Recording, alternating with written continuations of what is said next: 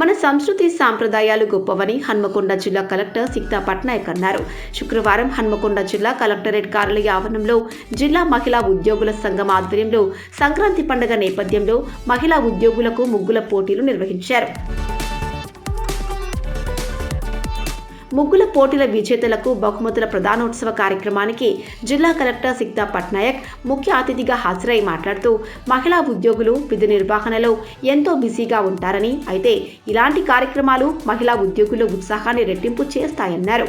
ముగ్గుల పోటీల్లో పాల్గొన్న మహిళా ఉద్యోగులకు అభినందనలు తెలిపారు.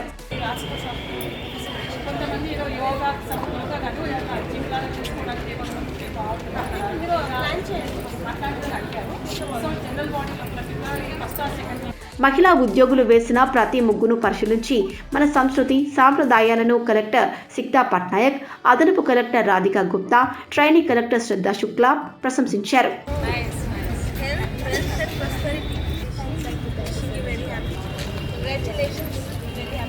ఈ సందర్భంగా రెవెన్యూ 108 సిపిఓ ఉద్యోగులకు ప్రథమ, ద్వితీయ, తృతీయ బహుమతులను అందుకున్నారు.